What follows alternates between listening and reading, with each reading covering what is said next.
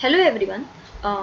आज हम लोग देखते हैं प्रोग्रामिंग लैंग्वेज। ठीक है, तो प्रोग्रामिंग लैंग्वेज पढ़ने के पहले आप लोगों को लैंग्वेज समझ में आना चाहिए। देखिए कैसा होता है कि अगर मुझे किसी के साथ कम्युनिकेट करना है तो मैं एक तो हिंदी में बात करूँगी या उसके साथ इंग्लिश में बात करूँगी, मतलब उसको जो लैंग्वेज समझ में आती है वैसे मैं उसके साथ कम्युनिकेट करूँगी। वैसे ही प्रोग्रामिंग की बात होती है, तो मशीन को हम लोगों की लैंग्वेज समझ में नहीं आती है। जो हम लोग बात करते हैं वो मशीन को समझ में नहीं आती है। तो मशीन को फिर क्या समझ में आता है? मशीन को समझ में आता है बाइनरी लैंग्वेज। ठीक है, आस्की कोड जो होते हैं, तो वो मशीन को समझ में आते हैं। तो अभी देखो कैसा होता है कि मशीन के साथ अगर मुझे कुछ कम्युनिकेट करना है तो उसके लिए हम लोगों को देखनी पड़ती है प्रोग्रामिंग लैंग्वेजेस। तो प्रोग्रामिंग लैंग्वेज मल्टीपल टाइप की होती है। सी होता है, C++ होता है, जावा, PHP, Python, .NET, Ruby, multiple languages होती है। बट कैसा है कि पहले अगर आपको वो सारी लैंग्वेज पढ़नी है तो पहले आपको बेसिक लैंग्वेज पढ़ने की बहुत ज़रूरत होती है। जैसे कि बेसिक लैंग्वेज होती है आप लोगों की सी। तो आज हम लोग देखते हैं सी लैंग्वेजेस। सो मेरा नाम है Gayatri, I am from PSK technologies private limited और मैं डायरेक्टर हूँ, साथ में ही मैं कोच भी हूँ प्लस डेवलपर भी हूँ।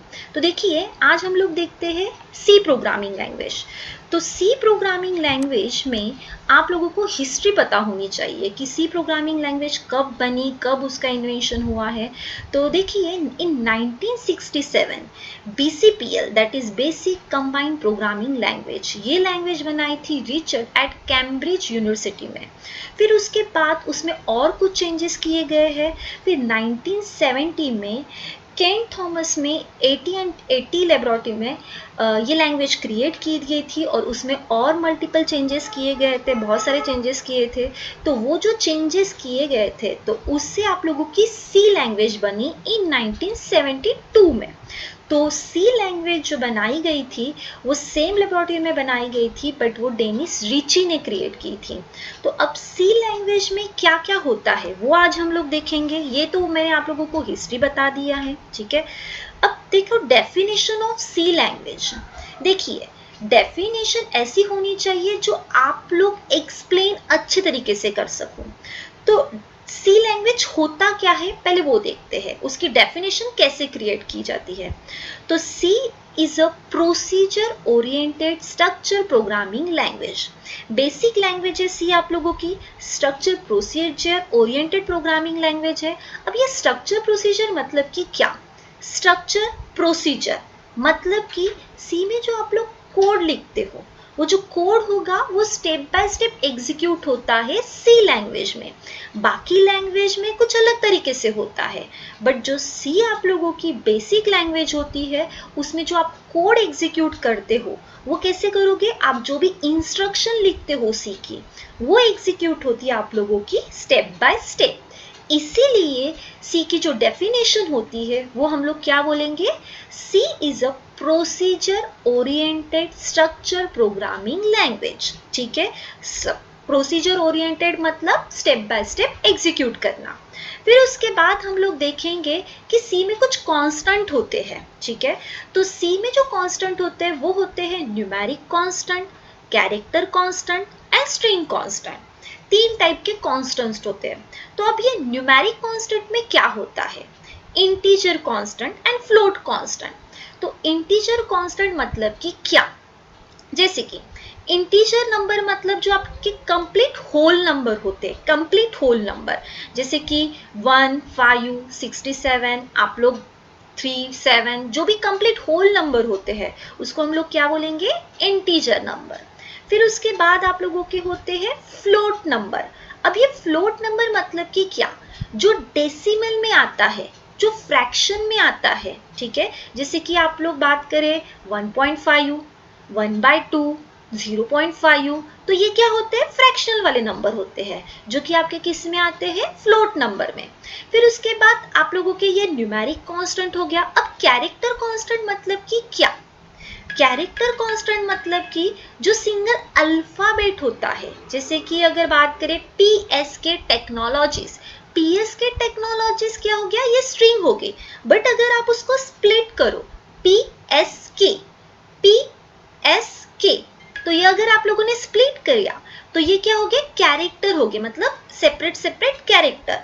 तो यहाँ पे जो कैरेक्टर कांस्टेंट होता है, जो आप लोगों का अल्फाबेट, सिंगल अल्फाबेट जो होता है उसको हम लोग क्या बोलते हैं, कैरेक्टर कांस्टेंट। और जब भी आप लोग कैरेक्टर कांस्टेंट डिफाइन करते हो प्रोग्रामिंग लैंग्वेज में, वो हमेशा आप लोगों को सिंगल कोड के अंदर डिफाइन करना पड़ता है। चाहे आप कोई भी लैंग्वेज पढ़ लो, चाहे सी हो, C++ हो, जावा हो, PHP, पाइथन, .NET, हर किसी में आप लोगों को जब आप कैरेक्टर डिफाइन करते हो तो आपको कैसे लिखना पड़ता है, उसको सिंगल कोट के अंदर लिखना पड़ता है। फिर उसके बाद आप लोगों का होता है स्ट्रिंग कांस्टेंट। अभी जैसे मैंने आप लोगों को बताया TSK टेक्नोलॉजीज, अगर आप स्प्लिट करोगे हर चीज को, मतलब हर वर्ड को अगर आप स्प्लिट करोगे तो वो कैरेक्टर हो गया। बट अगर कंप्लीट अगर ये देखा जाए TSK टेक्नोलॉजीज, तो ये क्या होता है आप लोगों का, स्ट्रिंग कांस्टेंट। तो जैसे यहाँ पे मैंने आप लोगों को एग्जांपल दिया है हेलो एंड गुड, तो हेलो एंड गुड ये कंप्लीट एक वर्ड हो गया। तो वर्ड मतलब क्या होता है, स्ट्रिंग। तो स्ट्रिंग कांस्टेंट को हमेशा हर लैंग्वेज में डबल कोट के अंदर डिफाइन करना पड़ता है। तो ये हो गया आप लोगों के सी लैंग्वेज के कुछ कांस्टेंट, जिसमें न्यूमेरिक कांस्टेंट होता है, कैरेक्टर कांस्टेंट होता है और उसके बाद स्ट्रिंग कांस्टेंट होता है। फिर उसके बाद हम लोग देखेंगे कि सी में डेटा टाइप्स क्या होते हैं, डेटा टाइप्स इन सी क्या होते हैं। तो देखो बहुत बार अगर क्वेश्चन पूछा जाता है व्हाट इज सी, मतलब types of data types, data types in C कौन से होते हैं, तो बहुत लोगों के आंसर ये होते हैं कि ma'am integer, float and character. But देखिए ये डेटा टाइप नहीं है सी के, वो उसके प्राइमरी डेटा टाइप है। मतलब जिनको भी अगर पता है, ठीक है, और जिनको नहीं पता है आज वो पढ़ ही लेंगे हम लोग। तो कैसा होता है कि वो जो लैंग्वेज, वो जो टाइप्स है वो प्राइमरी डेटा टाइप के अंदर आते हैं। बट अगर किसी ने आपको पूछा कि what is data type in C language, तो डेटा टाइप होते हैं दो ही टाइप के होते हैं, एक होता है आप लोगों का प्राइमरी डेटा टाइप और एक होता है आप लोगों का सेकेंडरी डेटा टाइप। तो आज देखते हैं हम लोग प्राइमरी डेटा टाइप मतलब कि क्या। अब प्राइमरी डेटा टाइप में क्या होता है, जो आप लोग हमेशा यूज करते हो, जैसे कि प्रोग्रामिंग में अगर मुझे कुछ वैल्यू इनपुट करनी है या उसमें कुछ कैलकुलेशन वाला पार्ट करना है, तो पहले वो वेरिएबल या जो आप लोग एंटर करने वाले हो 1 2 3 4 5 या 1.5 वगैरह जो भी आप एंटर करते हो उसका टाइप पता होना चाहिए। तो उसमें आप लोगों के प्राइमरी डेटा टाइप में आते हैं इंटीजर, फ्लोट एंड कैरेक्टर। तो अगर मुझे उसको डिनोट करना है, इंटीजर सबको पता है, इंटीजर मतलब कि आप लोगों के जो नंबर होते हैं, complete number, whole number, that is 1 2 3 4 5, तो that is integer number. Float number मतलब कि जो फ्रैक्शन में होता है, जैसे कि 0.5, 1/2, 3.5, ये आप लोगों के फ्लोट नंबर होते हैं। वही अगर बात करें कैरेक्टर, कैरेक्टर मतलब सिंगल अल्फाबेट, जैसे कि PSK, अगर इसको स्प्लिट किया है तो कंप्लीट एक एक कैरेक्टर है वो, तो उसको हम लोग कैरेक्टर बोलेंगे। तो अगर मुझे उसको डिनोट करना है, ठीक है, प्रोग्रामिंग में आप लोगों को जब भी आप इंटीजर नंबर लेते हो या फ्लोट लेते हो या कैरेक्टर लेते हो तो उसको पहले क्या करना पड़ता है, डिनोट करना पड़ता है। तो हर कोई लैंग्वेज में यही डिनोट करने का सिंबल होता है। जैसे कि आप लोग अगर इंटीजर लेना चाहते हो तो उसमें INT इंट लिखना पड़ता है, फ्लोट अगर लेना चाहते हो तो फ्लोट लेना पड़ेगा, और वही अगर कैरेक्टर की बात करें, कैरेक्टर लेना है तो आप लोगों को CHAR दैट इज कैर लेना पड़ेगा।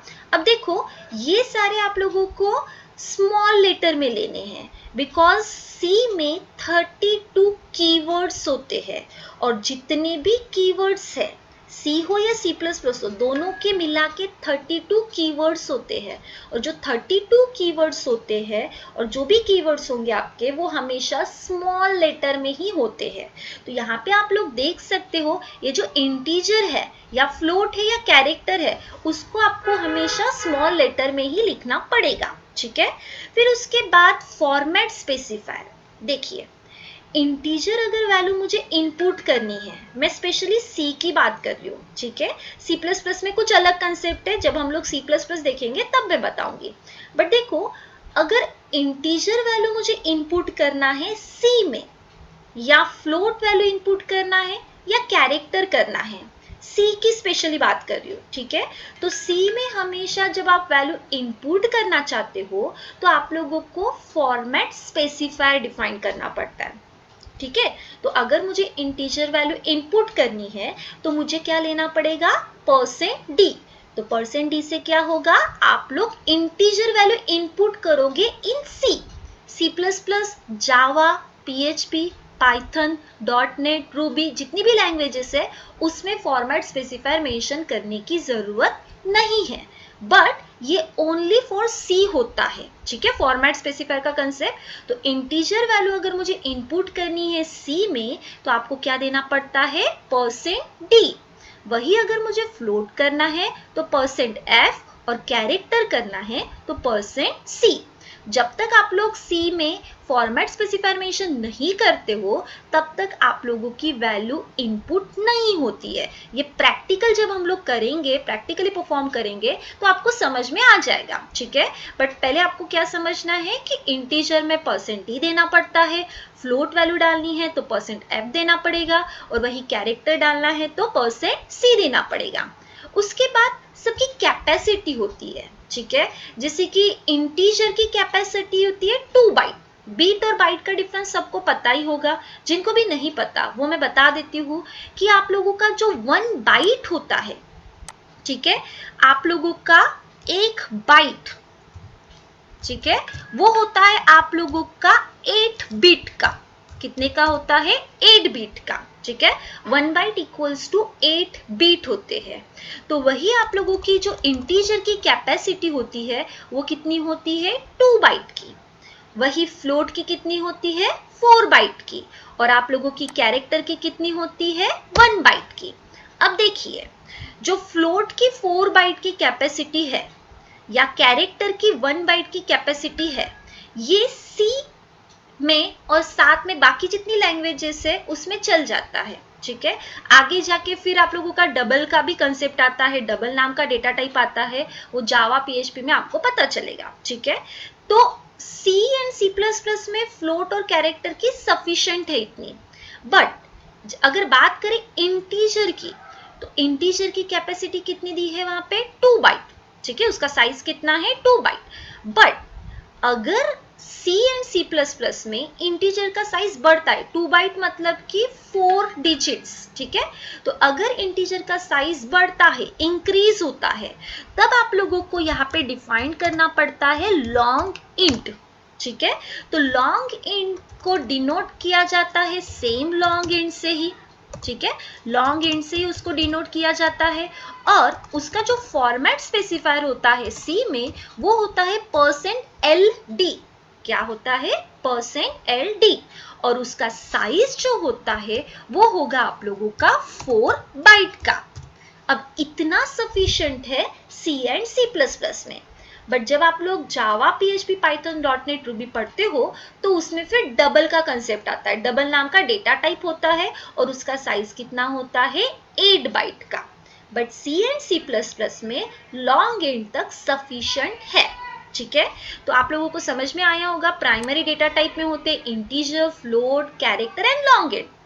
फिर डिनोट करना कैसा होता है, int, float, char and long int. और उसके फॉर्मेट स्पेसिफायर क्या होते हैं, इंटीजर के लिए %d होता है, वही फ्लोट के लिए %f होता है, कैरेक्टर के लिए %c होता है, और लॉन्ग इंट के लिए क्या होता है, %LD। सबके साइज मेंशन है, ठीक है। उसके बाद नेक्स्ट हम लोग देखते हैं कि सेकेंडरी डेटा टाइप क्या होते हैं। देखिए, मैंने आप लोगों को अभी प्राइमरी डेटा टाइप बताया, ठीक है। तो प्राइमरी में हम लोगों ने सबके साइज अलग अलग देखे, ठीक है। बट जो आपका सेकेंडरी डेटा टाइप होता है, ठीक है, उसका साइज होता है 2 बाइट का। कितने का होता है, 2 बाइट का। बट 2 बाइट का तो इसका साइज होगा, बट कैसा होता है कि आप लोगों के प्राइमरी जो डेटा टाइप है, प्राइमरी में आप लोगों का इंटीजर, फ्लोट, कैरेक्टर, ये आप लोगों के सेकेंडरी में यूज होते हैं। तो सेकेंडरी का साइज जो मैंने 2 बाइट बताया, बट प्राइमरी अगर उसमें यूज हो रहे हैं तो ऑब्वियस बात है कि सेकेंडरी का साइज क्या हो सकता है, चेंज हो सकता है। मतलब कि सेकेंडरी का साइज डिपेंड होता है, ठीक है। अगर उसमें प्राइमरी डेटा टाइप आ रहे हैं सेकेंडरी में, तो सेकेंडरी का साइज जो 2 बाइट का होता है वो वेरी हो सकता है, मतलब चेंज हो सकता है, ठीक है, क्योंकि सेकेंडरी डेटा टाइप में हमेशा प्राइमरी डेटा टाइप इंक्लूड ही रहेंगे, ठीक है। तो अब देखते हैं secondary data type. Secondary data type में मैंने यहाँ पे बताया आप लोगों को पॉइंटर, एरे, स्ट्रिंग, स्ट्रक्चर। ये जो पॉइंटर, एरे, स्ट्रिंग, स्ट्रक्चर है, इसको हम लोग डीपली पढ़ेंगे, ठीक है। इसके अलग अलग यूनिट्स ही है, पर देखिए मैं आपको थोड़ा सा कंसेप्चुअली बता देती हूँ कि क्या होता है पॉइंटर, एरे क्या होता है, स्ट्रिंग क्या होता है और स्ट्रक्चर क्या होता है, ठीक है। तो सबसे पहले देखते हैं पॉइंटर। अब ये पॉइंटर मतलब कि क्या? पॉइंटर बहुत ज्यादा इंपॉर्टेंट है, सबसे पहली बात, ठीक है। तो पॉइंटर मतलब कि मेमोरी लोकेशन का एड्रेस स्टोर करता है। देखिए आप लोगों का जो सी होता है उसमें आप लोग जो वैल्यू इनपुट करते हो, ठीक है, तो कैसा होता है जब वो मशीन में इनपुट होती है वो कहीं पे भी स्टोर नहीं होती है, प्रॉपर तरीके से उसका एक मेमोरी लोकेशन होता है और उस मेमोरी लोकेशन पे आप लोगों की वैल्यू स्टोर होती है। तो पॉइंटर क्या करेगा? पॉइंटर उस मेमोरी लोकेशन का एड्रेस डिनोट करने का काम करता है, ठीक है। जो भी आप लोग 1 2 3 4 5 जो भी आप लोग डालोगे, ठीक है, तो वो जहां पे भी स्टोर होगा मेमोरी लोकेशन पे, तो पॉइंटर क्या करेगा? उसका एड्रेस लोकेशन स्टोर करता है और फिर वो एक्चुअल वैल्यू में जाता है। ये आता है आप लोगों का पॉइंटर के कंसेप्ट में। तो पॉइंटर जब हम लोग टॉपिक पढ़ेंगे तो उसमें हम लोग ये भी देखेंगे कि पॉइंटर टू पॉइंटर कैसे होता है, पॉइंटर टू पॉइंटर मतलब डबल पॉइंटर, ट्रिपल पॉइंटर, ये किस तरीके से डिनोट किया जाता है, ये टोटली आप लोगों के पॉइंटर वाले टॉपिक में मैं कवर करने वाली हूँ, ठीक है। फिर उसके बाद अब एरे। एरे मतलब कि क्या? जैसे कि अगर मुझे नंबर ऑफ स्टूडेंट की एंट्री डालनी है, ठीक है, मेरे पास 10 स्टूडेंट है, 10 स्टूडेंट की मुझे एंट्री डालनी है, तो अगर मैं 10 स्टूडेंट की एंट्री डालना चाहती हूँ तो इजी हो गया, मतलब मैं एक एक करके स्टूडेंट की एंट्री करूंगी। बट अगर बात करें 100 स्टूडेंट की, ठीक है, तो 100 स्टूडेंट की अगर मुझे एंट्री डालनी है और अगर मैंने कोई एप्लीकेशन बनाई है, तो एप्लीकेशन जब मैं बनाऊंगी तो उसमें अगर मुझे 100 स्टूडेंट की एंट्री डालनी है तो मुझे वो मैन्युअली डालनी पड़ेगी 100 स्टूडेंट की, ठीक है, एक एक करके। बट एरे का क्या कंसेप्ट है? अगर आप लोग उसको एरे में डिफाइन कर देते हो तो आप लोगों को खाली एक कंसेप्ट लेना पड़ेगा एरे का, उसमें फॉर लूप लगाना पड़ेगा। लूपिंग क्या होता है वो भी हम लोग देखेंगे, बट कंसेप्ट समझिए। अगर मैंने उस चीज को एरे में डाल दिया तो एरे ऑटोमेटिकली लूप चलाएगा, कलेक्शन लेगा सेम स्टूडेंट का, लूप चलाएगा और ऑटोमेटिकली आप लोगों की 100 स्टूडेंट की जो एंट्री के लिए आप लोगों को 20 मिनट लग रहे थे, वही आप लोगों के वो 5 मिनट में एंट्री हो जाएगी यूजिंग एरे। तो ये प्रैक्टिकली मैं बताऊंगी कैसे होता है। तो array is a collection of similar data type. क्या बोला है मैंने? Array is a collection of similar data type, ठीक है। सिमिलर डेटा टाइप मतलब कि उसमें आप लोगों का अगर एरे है, जैसे मैंने अभी स्टूडेंट की बात की, तो स्टूडेंट की इंफॉर्मेशन आएगी, ठीक है। अगर मुझे किसी एम्प्लॉय की इंफॉर्मेशन लेना है तो एम्प्लॉय की इंफॉर्मेशन आएगी, ठीक है। तो उस तरीके से आप लोगों का एरे डिफाइंड होगा। तो यहाँ पे अगर आप लोग एरे को डिफाइन करोगे तो एक इंटीजर का एरे होगा, एक फ्लोट का होगा, एक कैरेक्टर का होगा, ठीक है। तो उसमें इंटीजर वाले एरे में खाली इंटीजर वैल्यू होगी, नंबर ऑफ इंटीजर, कोई लिमिटेशन नहीं है, ठीक है। नंबर ऑफ इंटीजर आप लोगों का एक एरे में होगा। वही अगर बात करें फ्लोट का एरे, तो उसमें नंबर ऑफ फ्लोट आप ले सकते हो, एक ही नहीं, नंबर ऑफ फ्लोट जितने आपको चाहिए। सेम आप लोगों का कैरेक्टर का भी एरे होता है और स्ट्रिंग का भी एरे होता है। बट जब आप स्ट्रिंग का एरे आप डिफाइन करते हो तो आपको पॉइंटर के साथ डिफाइन करना पड़ता है। तो ये जब मैं स्ट्रिंग पढ़ाऊंगी तो उसमें आपको ये कंसेप्ट क्लियर हो जाएगा, ठीक है। तो ये हो गया आप लोगों का array. Array is nothing but collection of similar data type, ठीक है। Integer, float and character. फिर उसके बाद आप लोगों का स्ट्रिंग। अब मैंने आप लोगों को बताया कि स्ट्रिंग मतलब क्या होता है। स्ट्रिंग मतलब कि आप लोगों का collection of collection of characters, ठीक है। कलेक्शन ऑफ कैरेक्टर मतलब कि स्ट्रिंग को हमेशा आप लोग डबल कोट के अंदर डिक्लेयर करते हो, ठीक है। अब स्ट्रिंग वाले टॉपिक में हम लोग ये भी देखेंगे कि उसके कुछ प्रीडिफाइंड फंक्शंस होते हैं, जैसे कि अगर मुझे पीएस के टेक्नोलॉजीज की लेंथ कैलकुलेट करनी है, ठीक है, तो उसके लिए एक प्रीडिफाइंड फंक्शन है जिससे आप लोग लेंथ कैलकुलेट कर लोगे। strlen एक प्रीडिफाइंड फंक्शन है जिससे आप क्या करते हो, लेंथ कैलकुलेट करते हो। अगर उसको रिवर्स करना है, किसी स्ट्रिंग को कॉन्कैट करना है या कॉपी करना है, तो ये हम लोग किस में देखेंगे, स्ट्रिंग नाम के टॉपिक में देखेंगे। फिर उसके बाद आप लोगों का आता है स्ट्रक्चर। तो अब जैसे मैंने आपको एरे बताया, एरे में आप लोग क्या कर रहे हो, सेम डेटा टाइप एंटर कर रहे हो, ठीक है। अगर स्टूडेंट की एंट्री बोली तो खाली स्टूडेंट की ही एंट्री हो रही है, मतलब स्टूडेंट का नाम एंटर हो रहा है। बट अगर मुझे स्टूडेंट का नाम भी चाहिए, परसेंटेज भी चाहिए, उसका एड्रेस भी चाहिए, उसका जेंडर भी चाहिए, मतलब डिफरेंट कलेक्शन उसका आ रहा है, मतलब उसमें इंटीजर भी होगा, फ्लोट भी होगा, कैरेक्टर भी होगा, सब कुछ होगा, तो तब आप लोगों का कंसेप्ट आता है स्ट्रक्चर। सो आप लोग बोल सकते हैं structure is a collection of dissimilar data elements, ठीक है, और array is a collection of similar data element. और स्ट्रक्चर एक ऐसा टॉपिक है जिससे आप डायरेक्टली जंप करते हो C++ में। क्यों? क्योंकि कैसा है कि C जो आपकी लैंग्वेज होती है वो कैसी लैंग्वेज है, structure procedure oriented programming language, मतलब कि स्टेप बाय स्टेप एग्जीक्यूट करना। बट जो C++ होता है, C++ आपका क्या होता है, ऑब्जेक्ट ओरिएंटेड प्रोग्रामिंग लैंग्वेज, मतलब कि उसमें कोई एक ऑब्जेक्ट बनाते हैं और उस ऑब्जेक्ट के थ्रू प्रोग्राम आपका क्या होता है, एग्जीक्यूट होता है, इसलिए उसको कौन सी लैंग्वेज बोला जाता है, ऑब्जेक्ट ओरिएंटेड प्रोग्रामिंग लैंग्वेज। और C क्या होती है आपकी, structure procedure oriented programming language. But मैंने ऐसा बताया आप लोगों को कि स्ट्रक्चर डायरेक्टली रिलेट करता है आप लोगों का C++ में। क्यों?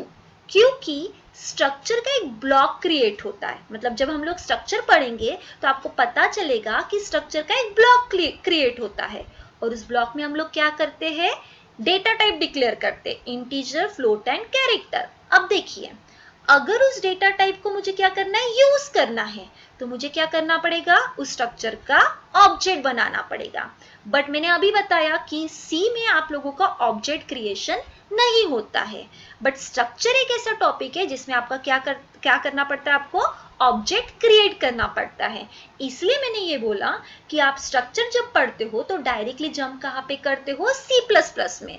कैसा है कि C में आप लोगों ने बेसिक पूरा देख लिया, बट अगर मुझे अभी C++ पढ़ना है तो C++ का छोटा सा कंसेप्ट किस में दिया है, आप लोगों का C में दिया गया है, ताकि आपको क्लियर हो सके कि C++ में हम लोग जाएंगे, पढ़ेंगे, तो उसमें जो ऑब्जेक्ट क्रिएट होता है वो डायरेक्टली क्लास का बनाते हैं हम लोग, बट इसमें जो हम लोगों का जो ऑब्जेक्ट बन रहा है वो किसका बनेगा, स्ट्रक्चर का, मतलब एक बेसिक स्ट्रक्चर का आप लोग ऑब्जेक्ट क्रिएट करते हो जिसमें आप लोग डेटा टाइप डिक्लेयर करते हो। बट वही आप लोगों का जो C++ होता है उसमें क्या होता है, फंक्शन होता है, फिर उसके बाद उसका डेटा टाइप होता है, उसको एक्सेस करने के लिए आप लोग उसका ऑब्जेक्ट बनाते हो। तो वो पहले क्लियर करने के पहले आपको क्या क्लियर होना चाहिए, खाली आप लोग डेटा मेंबर तो पहले एक्सेस कर लो। तो इसीलिए स्ट्रक्चर एक टॉपिक ऐसा दिया है जिसमें आप लोगों का ऑब्जेक्ट क्रिएट होगा फॉर उसके डेटा को एक्सेस करने के लिए। तो ये हम लोग प्रैक्टिकली देखेंगे, ठीक है। प्रैक्टिकली जब मैं बताऊंगी तो आपके और कंसेप्ट क्लियर होंगे। तो देखिए, ये आप लोगों का हो गया सेकेंडरी डेटा टाइप। तो सेकेंडरी डेटा टाइप में हम लोग कवर करेंगे पॉइंटर क्या होता है, एरे क्या है, स्ट्रिंग क्या है और स्ट्रक्चर क्या है।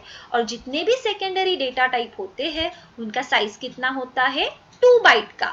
But as per the need the size में चेंज, बिकॉज आप लोगों के प्राइमरी डेटा टाइप अगर सेकेंडरी में यूज हो रहे हैं तो ऑब्वियस है कि आप लोगों का सेकेंडरी का साइज जो 2 बाइट का था वो बढ़ेगा, क्योंकि प्राइमरी के सबके क्या होते हैं, डिफरेंट डेटा टाइप है।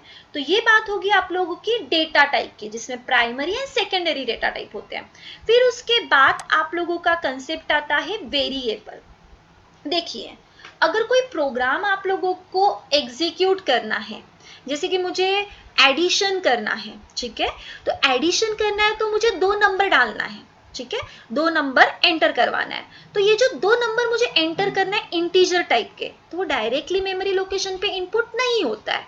अगर मुझे मेमोरी लोकेशन पे उसको इनपुट करना है तो मुझे क्या डिफाइन करना पड़ेगा, वेरिएबल। जैसे कि अगर बात करें पीएसके टेक्नोलॉजीज की, ठीक है, तो आप लोग क्या करते हो, आप लोग अगर पीएसके टेक्नोलॉजीज में आप लोगों को हमारे ऑफिस में आना है तो आप लोग नेट पे सर्च करोगे कि पीएसके टेक्नोलॉजीज का एड्रेस क्या है, ठीक है, तो उस एड्रेस के थ्रू आप लोग पीएसके टेक्नोलॉजीज के ऑफिस में एंटर कर सकते हो। बट अगर एड्रेस ही मेंशन नहीं होता तो आप लोग पीएसके टेक्नोलॉजीज में नहीं आते, बराबर है। तो वैसे ही क्या होता है कि अगर मुझे मेमोरी लोकेशन पे वैल्यू एंटर करनी है, मुझे 1 2 जो भी है, ठीक है, कैरेक्टर हो, स्ट्रिंग हो, या आप लोगों के फ्लोट या इंटीजर हो, अगर मुझे वो मेमोरी लोकेशन पे डालना है तो उस मेमोरी लोकेशन का मुझे नाम पता करना है, ठीक है, मतलब एड्रेस, मेमोरी लोकेशन का एक एड्रेस होता है, उसको मुझे कुछ नाम देना पड़ेगा, तब जाके मैं वो 1 2 3 4 5 जो मुझे एंटर करना है वो मैं एंटर कर सकूं। तो उसको जो नाम देते हैं हम लोग, उसको क्या बोलते हैं हम लोग, वेरिएबल, ठीक है। So variable is a name given to a specific memory location. जैसे पीएसके टेक्नोलॉजीज का एक एड्रेस है, उस एड्रेस के थ्रू आप लोग पीएसके टेक्नोलॉजीज के ऑफिस में एंटर करोगे, वैसे ही आप लोगों का मेमोरी लोकेशन में अगर मुझे कुछ वैल्यू स्टोर करनी है तो वो जो वैल्यू स्टोर करनी है वो पर्टिकुलर मेमोरी लोकेशन पे स्टोर होगी, बट उस लोकेशन को मुझे अगर कुछ नाम देना है तो आप लोग क्या डिफाइन करोगे, वेरिएबल डिफाइन करोगे। तो वेरिएबल हर डेटा टाइप में आप लोग डिक्लेयर कर सकते हो, ठीक है। आप लोग अगर इंटीजर में वैल्यू डालनी है तो उसके लिए भी वेरिएबल डिक्लेयर करोगे, फ्लोट, कैरेक्टर, स्ट्रिंग, हर जगह आप लोगों को वेरिएबल डिक्लेयर करके ही वैल्यू को इनपुट करना पड़ता है। अब देखिए वेरिएबल डिक्लेयर कैसे हो रहे हैं, जैसे कि यहाँ पे अगर बात करें, एक इंटीजर लिया है मैंने, ठीक है, ये इंट नाम का आपका डेटा टाइप होता है। डिक्लेरेशन कैसा होता है वो मैं बता रही हूँ, प्रैक्टिकली हम लोग देखने ही वाले हैं, बट आप कंसेप्ट समझिए। अभी यहाँ पे देखो, इंटीजर टाइप का डेटा टाइप हो गया, पहले आपको डेटा टाइप मेंशन करना पड़ता है, फिर उसके बाद नम नाम का क्या आप लोगों का वेरिएबल है। आप वेरिएबल का नाम कुछ भी दे सकते हो, आप अपने नाम का भी वेरिएबल डिफाइन कर सकते हो। जैसे कि यहाँ पे पीएस के टेक्नोलॉजीज, तो मैं पीएस के नाम का भी वेरिएबल डिफाइन कर सकती हूँ, ठीक है, बट उसके कुछ रूल्स एंड रेगुलेशंस होते हैं वो मैं बताऊंगी, ठीक है। तो यहाँ पे आप लोग देख सकते हो नम नाम का क्या आप लोगों का वेरिएबल है, ठीक है, बट ये जो नम नाम का वेरिएबल है वो किस टाइप का है, इंट टाइप का, तो मुझे इंटीजर ही वैल्यूज को असाइन करनी पड़ेंगे। तो मैंने नम इक्वल्स टू क्या किया है, 67। अब ये जो इक्वल्स टू दिख रहा है ये क्या है, आप लोगों का ऑपरेटर है। ये ऑपरेटर कौन से टाइप का है, असाइनमेंट ऑपरेटर। तो ऑपरेटर्स के भी टाइप्स होते हैं, ठीक है, वो भी हम लोग देखेंगे डीपली, उसको देखेंगे ऑपरेटर्स के टाइप क्या होते हैं, ठीक है। बट अभी यहाँ पे आप समझिए जो इक्वल्स टू दिया है वो क्या है आप लोगों का, असाइनमेंट ऑपरेटर। अब ये असाइनमेंट ऑपरेटर जो है जिसमें मैंने क्या लिखा है, नम इक्वल्स टू 67।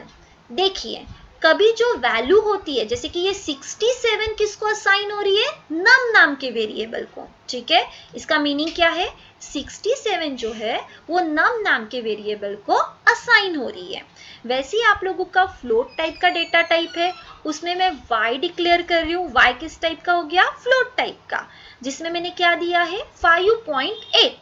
फ्लोट है मतलब कि फ्रैक्शन में आते हैं, पॉइंट में आते हैं, तो 5.8 जो है वो किसको असाइन हो रहा है, y नाम के वेरिएबल को हो रहा है, ठीक है। फिर उसके बाद यहाँ पे थोड़ी मिस्टेक हो चुकी है, ये स्मॉल में चाहिए, ठीक है। फिर यहाँ पे ch नाम का आप लोगों का क्या है, वेरिएबल है, बट ये जो वेरिएबल है उसमें हम लोग क्या डिफाइन करेंगे, कैरेक्टर, ठीक है। तो सिंगल कोट के अंदर मैंने क्या किया है, कैरेक्टर डिफाइन किया। मैंने अभी आप लोगों को बताया कि जो कैरेक्टर होते हैं वो हमेशा किस में डिक्लेयर होते हैं, सिंगल कोट के अंदर। तो यहाँ पे ये जो कैरेक्टर है वो सिंगल कोट के अंदर डिफाइन किया है और वो किसको असाइन किया है मैंने, ch नाम के वेरिएबल में। ये जो भी यहाँ पे वेरिएबल डिक्लेयर हुए हैं ये कैसे डिक्लेयर हुए, कांस्टेंट डिक्लेरेशन, इसको क्या बोलते हैं हम लोग, कांस्टेंट डिक्लेरेशन। यूजर से भी कैसे लेते हैं वो भी हम लोग देखेंगे, ठीक है। तो यहाँ पे आप लोग देखो num नाम के वेरिएबल में 67 एंटर हुआ। num नाम का वेरिएबल इंटीजर टाइप का है। y नाम का एक वेरिएबल है जिसमें मैंने 5.8 डिक्लेयर किया है, वो आप लोगों का फ्लोट टाइप का है। और कैरेक्टर आप लोगों का ch नाम का एक वेरिएबल है जिसमें मैंने k नाम का कैरेक्टर डिफाइन किया है। तो ये होता है आप लोगों का वेरिएबल डिक्लेरेशन। तो उसके बाद आप लोगों का कुछ रूल्स होते हैं। देखो वेरिएबल डिक्लेयर करते समय भी कुछ रूल्स होते हैं। अभी आपको इतना समझ में नहीं आएगा कि कैसे रूल्स अप्लाई होते हैं, बट जब आप लोग प्रैक्टिकली करते हो, ठीक है, प्रैक्टिकली जब आप लोग करोगे तो आपको उसमें एरर आते हैं, तो आपको समझ में आएगा कि हाँ वेरिएबल इस तरीके से डिक्लेयर किया जाता है। बट तभी भी आप लोग थोड़ा सा देख लीजिए कि कैसे उसके रूल्स होते हैं, डिक्लेयर करने के कुछ रूल्स है वो कैसे होते हैं। तो देखो आप लोगों का जो वेरिएबल है, ठीक है, जैसे num नाम का वेरिएबल है उसमें मैंने 6 वैल्यू असाइन की है। आप वेरिएबल में अंडरस्कोर ले सकते हो, ठीक है। अगर मुझे कोई वेरिएबल डिक्लेयर करना है num1, तो num1 ये आप लोग सेपरेट ऐसा नहीं लिख सकते हो, ऐसा नहीं लिख सकते हो। अगर आपको लिखना ही है तो आप उसको ज्वाइन कर लो, मतलब स्पेसिंग अलाउ नहीं है। अगर आपको लिखना ही है तो आप लोग क्या कर लो, अंडरस्कोर दे दो, ठीक है। तो ये num नाम का जो वेरिएबल है वो आप लोगों num1 नाम का वेरिएबल है वो किससे डिफाइंड हुआ है, अंडरस्कोर से। फिर उसके बाद अगर आपको वेरिएबल में कुछ नंबर टाइप करना है, जैसे कि यहाँ पे लिखा है num2 3, तो ये जो num2 3 है वो क्या हो गया आप लोगों का कंप्लीट एक वेरिएबल हो गया। बट अगर आप ऐसे बोलोगे कि num स्पेस 2 3, तो ये अलाउ नहीं है। ये प्रैक्टिकली जब आप करोगे तो आपको उसमें एरर देगा, ठीक है, वो भी हम लोग देखेंगे। तो ये जो num2 3 है वो क्या हो गया आप लोगों का एक वेरिएबल हो गया। वही अगर आप लोगों को उस वेरिएबल के साथ नंबर के साथ लेना है, जैसे कि num1 num2 num3, ठीक है, बट स्पेस देनी है तो स्पेस अलाउ नहीं है। स्पेस की जगह पे आप लोग क्या ले सकते हो, अंडरस्कोर ले सकते हो। तो ये कुछ रूल्स है, आप जब तक प्रैक्टिकली नहीं करोगे तब तक आपको समझ में नहीं आएगा, ठीक है। प्रैक्टिकली मैं इसको बताऊंगी, ठीक है। फिर उसके बाद आप लोग वेरिएबल में क्या डिक्लेयर नहीं कर सकते हो, किससे स्टार्टिंग नहीं कर सकते हो। तो आप लोग वेरिएबल में नंबर से स्टार्टिंग नहीं कर सकते हो। अगर आप लोगों को num1 लेना है तो 1 पहले असाइन नहीं होगा, बाद में आप लोग ले सकते हो, ठीक है। तो आप लोग वेरिएबल में नंबर से स्टार्टिंग नहीं कर सकते हो, आप लोग किसी अंडरस्कोर स्पेशल कैरेक्टर से स्टार्टिंग नहीं कर सकते हो, ठीक है। तो ये बिल्कुल अलाउ नहीं है आप लोगों का प्रोग्रामिंग में। फिर उसके बाद अगर मैंने अभी बताया कि अगर आपको num1 लेना है तो स्पेसिंग अलाउ नहीं है। अगर करना ही है तो एक तो अंडरस्कोर दे दो, ठीक है, और नहीं चाहते हो तो डायरेक्टली उसको num1 करो, ऐसा आप लोगों को करना पड़ेगा। बट ये कब पता चलेगा, जब आप हम लोग प्रैक्टिकली करेंगे तब, ठीक है। आप लोग वेरिएबल के साथ डॉट ऑपरेटर भी मेंशन नहीं कर सकते हो, ठीक है। तो ये आप लोगों का होगा कि वेरिएबल कैसे डिक्लेयर करना पड़ता है, कैसे नहीं डिक्लेयर करना पड़ता है। तो ये सब कुछ हम लोग देखेंगे प्रैक्टिकली। फिर उसके बाद वेरिएबल डिक्लेरेशन हो गया, ठीक है। अब आता है हेडर फाइल्स। तो हेडर फाइल्स को ही बोला जाता है प्रोटोटाइप डिक्लेरेशन, ठीक है। तो प्रोटोटाइप कितने टाइप्स के होते हैं, हेडर फाइल्स कितने टाइप की होती है। तो देखिए नंबर ऑफ हेडर फाइल्स होती है सी में, ठीक है, सी हो C++ हो, नंबर ऑफ हेडर फाइल्स होती है। और वही अगर जावा की बात करें तो उसमें आप लोगों के पैकेजेस होते हैं, पाइथन में पैकेज होते हैं, PHP में भी पैकेजेस होते हैं, ठीक है। तो आपको उस पैकेजेस को क्या करना पड़ता है, इंपोर्ट करना पड़ता है। और हेडर फाइल्स को भी आप लोगों को इंक्लूड करना पड़ता है। बट क्यों जरूरत है इसकी, देखिए हम लोग अगर कोई कोड टाइप कर रहे हैं तो उस कोड में हम लोग मैन्युअली तो कर रहे कि हम लोगों को 1+2 का एडिशन 3 करना है, ये तो हम लोग कर लेंगे। बट कैसा होता है, कुछ उसके प्रीडिफाइंड फंक्शंस होते हैं, और जब तक आप लोग कुछ प्रीडिफाइंड वाला यूज नहीं करते हो तो आप लोग कोडिंग कर ही नहीं सकते हो, बराबर है। तो इसीलिए क्या होता है, आपकी हेडर फाइल्स लेनी पड़ती है।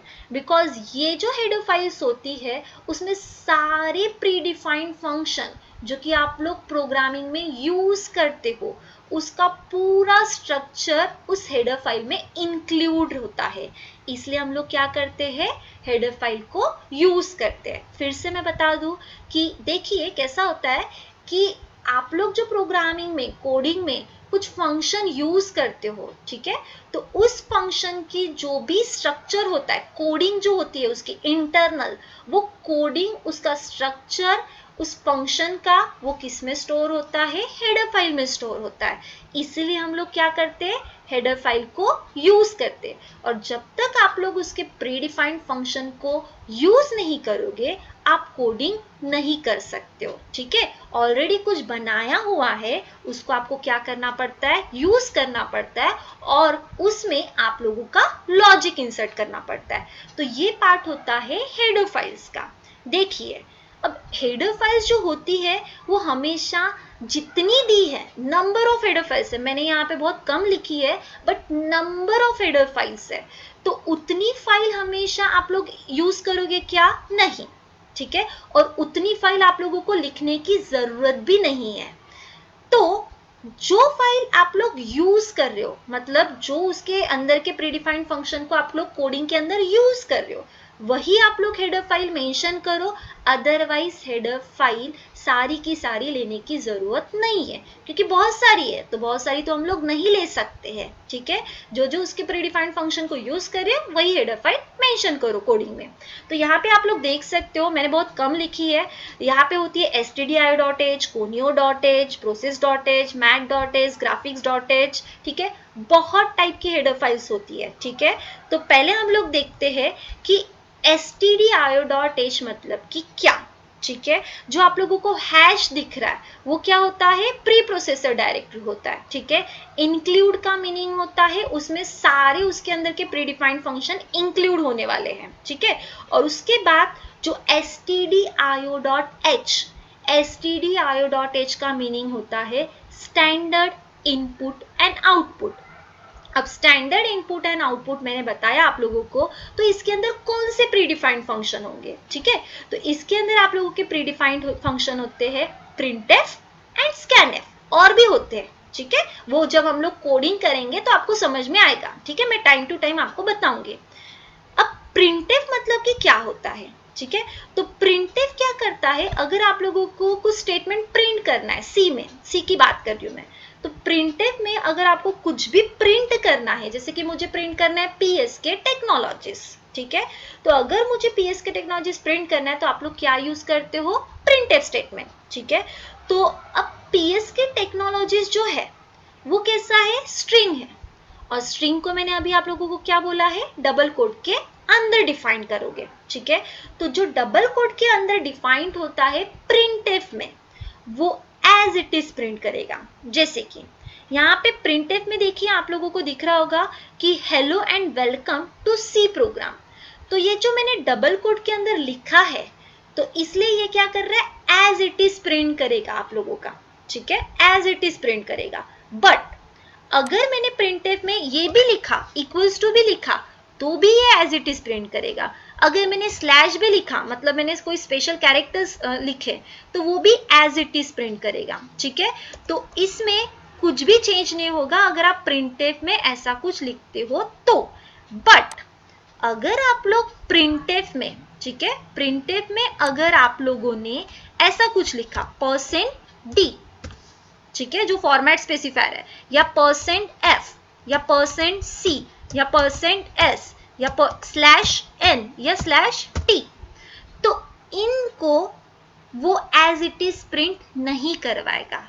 इनको कैसा प्रिंट करवाएगा, इसकी कुछ वैल्यू प्रिंट करवाएगा। अगर वैल्यू असाइन है तो वो असाइन वाली वैल्यू प्रिंट करवाएगा, बट अगर वैल्यू असाइन नहीं है तो वो क्या करता है, गार्बेज वैल्यू को प्रिंट करता है। बिकॉज अब मैंने ये गार्बेज जो बोला है वो क्या है वो देखते हैं। देखो कैसा होता है कि सी एंड C++ में अगर मैं कोई वेरिएबल को वैल्यू असाइन नहीं कर रही हूँ, कोई वेरिएबल को वैल्यू असाइन नहीं कर रही हूँ, तो C एंड C++ में हर एक वेरिएबल की वैल्यू क्या होती है, गार्बेज होती है, मतलब कुछ ना कुछ उसमें डिफाइंड होता है, ठीक है। बट वही अगर बात करें जावा की, तो उसमें क्या होता है, जावा PHP की, तो उसमें क्या होता है, गार्बेज कलेक्टर नाम का क्लास होता है। तो अगर आप किसी भी वेरिएबल की वैल्यू असाइन मत करो वहां पे, तो वहां पे गार्बेज भी नहीं होता है, ठीक है, मतलब वहां पे ऐसे भी कुछ भी वैल्यू गार्बेज नहीं होती है, मतलब हर किसी की एक कोई ना कोई वैल्यू होती है, but C and C plus plus में वैसा कंसेप्ट नहीं है। तो इसीलिए अगर आप प्रिंटफ में ऐसा कुछ लिखोगे %d, %f, %c, %s, /n, /t, /n मतलब कि न्यू लाइन एंड /t मतलब कि स्पेस, मतलब टैब, ठीक है।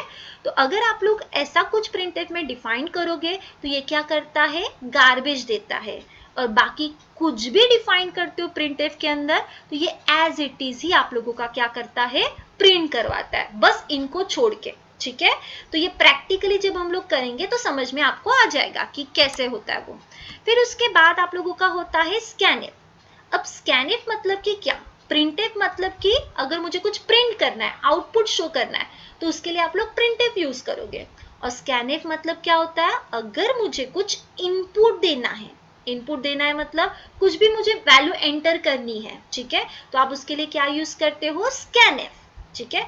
तो स्कैनफ में जैसे आप लोग यहाँ पे देख सकते हो, एक नम नाम का वेरिएबल है जो कि इंटीजर टाइप का है, एक एक्स नाम का वेरिएबल है जो कि फ्लोट टाइप का है, और एक कैरेक्टर नाम का वेरिएबल है जो कि कैरेक्टर टाइप का है, ठीक है। तो अगर मुझे नम नाम के वेरिएबल में इंटीजर वैल्यू इनपुट करनी है, मैंने यहाँ पे इक्वल्स टू करके 9 नहीं लिखा, अगर मैंने ऐसा लिखा होता तो दैट इज कांस्टेंट डिक्लेरेशन, ठीक है, मैं कांस्टेंट उसको कुछ वैल्यू असाइन कर रही हूँ। बट यहाँ पे अगर मैं ऐसा कुछ नहीं करती हूँ, अगर मुझे यूजर से वैल्यू देना है, मुझे मतलब कि मुझे खुद से वैल्यू यहाँ पे इनपुट करनी है, तो आप लोग तब क्या यूज करते हो, स्कैनफ। स्कैनफ का काम क्या है, आप लोग इनपुट दे सकते हो यूजर से, ठीक है, आप खुद से इनपुट दोगे। तो यहाँ पे आप लोग देखो, नम नाम के वेरिएबल में मुझे क्या करना है, इनपुट देना है, ठीक है। तो यहाँ पे लिखने का तरीका कैसे है, तो यहाँ पे स्कैनफ लिखा है, ठीक है। स्कैनफ में क्या लिखा है, डबल कोट के अंदर %d। अब ये %d क्यों लिखा, क्योंकि नम नाम का जो वेरिएबल है वो आपका किस टाइप का है, इंटीजर टाइप का, तो इसलिए यहाँ पे क्या लिखा है, इंटीजर का फॉर्मेट स्पेसिफायर। मैंने पहले ही आपको बताया कि जब भी आप लोग सी की बात करें तो सी में आप लोगों को इंटीजर, फ्लोट, कैरेक्टर ये अगर वैल्यू एंटर करनी है तो आपको उसके फॉर्मेट स्पेसिफायर मेंशन करना जरूरी है। तो यहाँ पे आप लोग देख सकते हो कि अगर मुझे इंटीजर वैल्यू इनपुट करनी है तो मैं यहाँ पे क्या लिखूंगी, %d, जिससे क्या होगा, इंटीजर वैल्यू इनपुट करना पड़ेगा, ठीक है।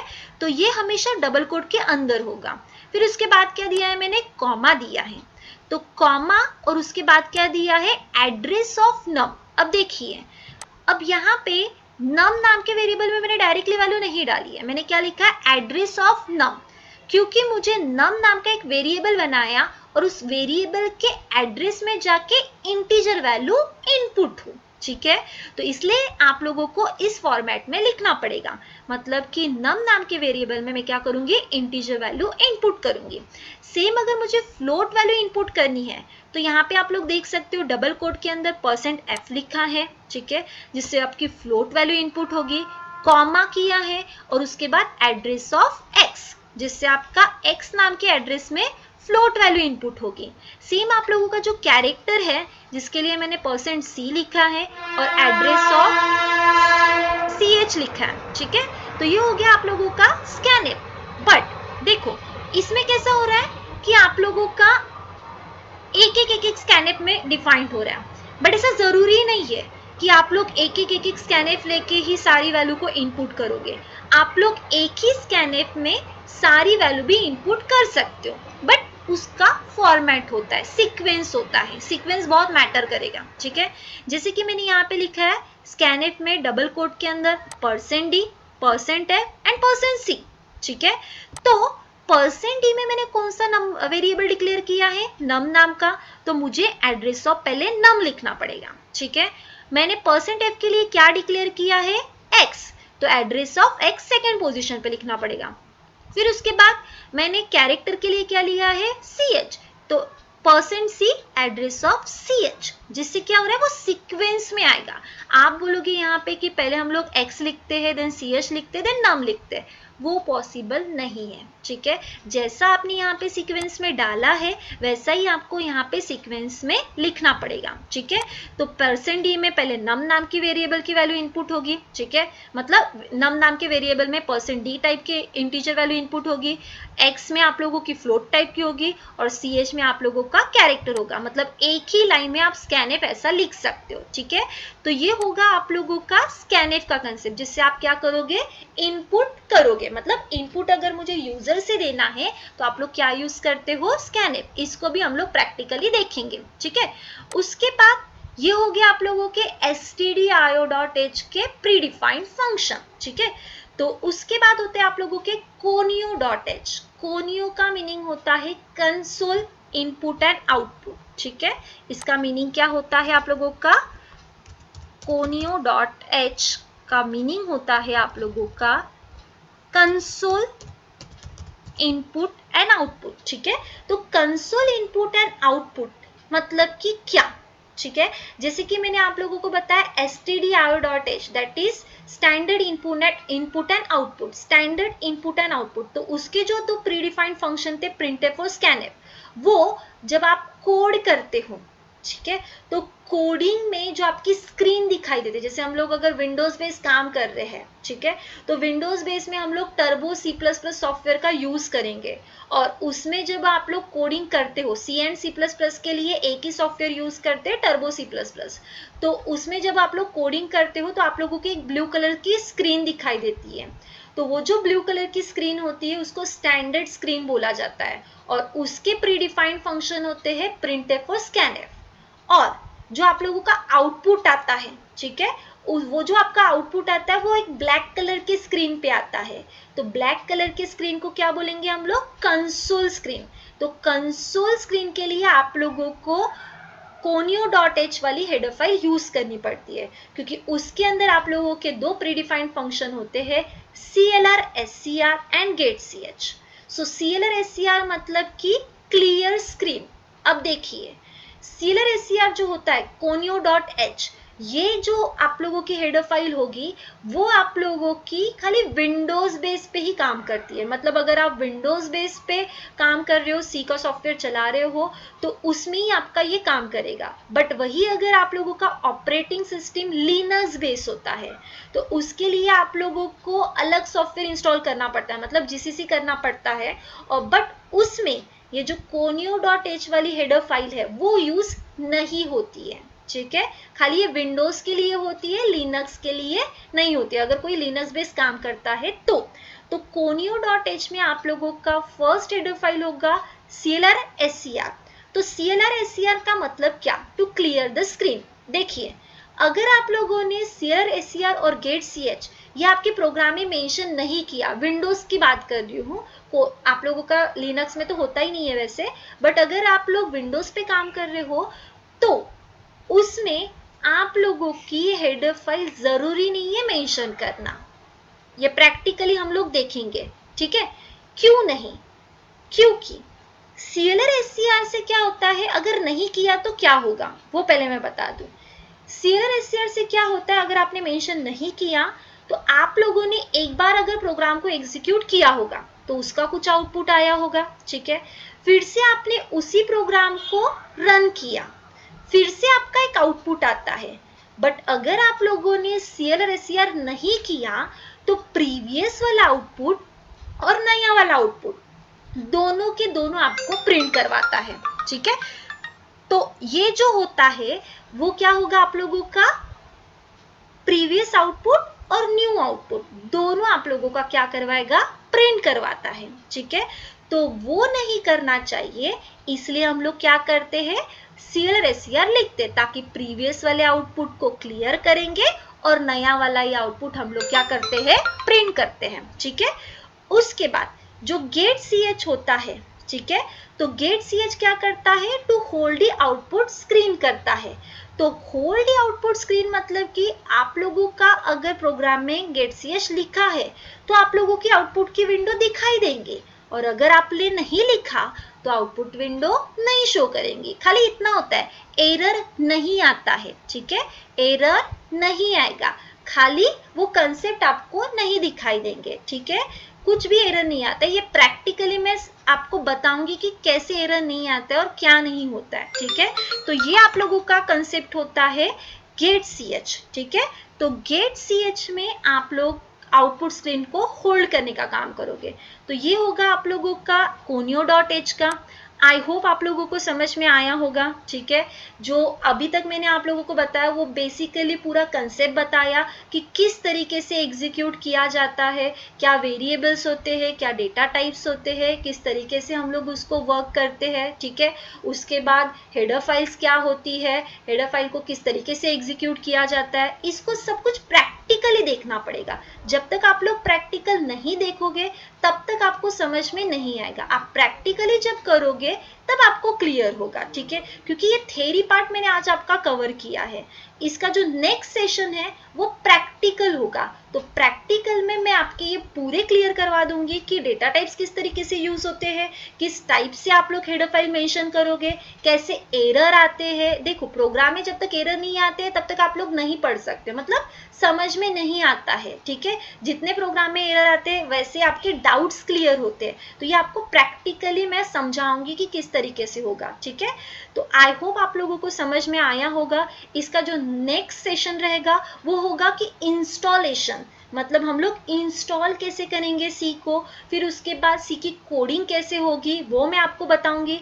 तो आई होप आपके अभी जितने मैंने बताए वो क्लियर होंगे। जो नेक्स्ट सेशन होगा उसमें इंस्टॉलेशन होगा, ठीक है। अगर आपको कुछ क्वेरी होगी तो आप लोग मुझे इस नंबर पे कॉल कर सकते हो, व्हाट्सअप कर सकते हो। मेरा जो नंबर है वो है 9970141466, या आप लोग 9975288300 पे भी कॉलिंग कर सकते हो या व्हाट्सअप कर सकते हो। और उसके बाद अगर और आपको इन्फॉर्मेशन चाहिए तो आप लोग हमारी वेबसाइट को भी विजिट कर सकते हो। हमारी वेबसाइट है www.pskitservices.com। इसमें आप लोगों को कोर्स कंटेंट या जो भी डिटेल्स है वो आपको मिल जाएगी, ठीक है।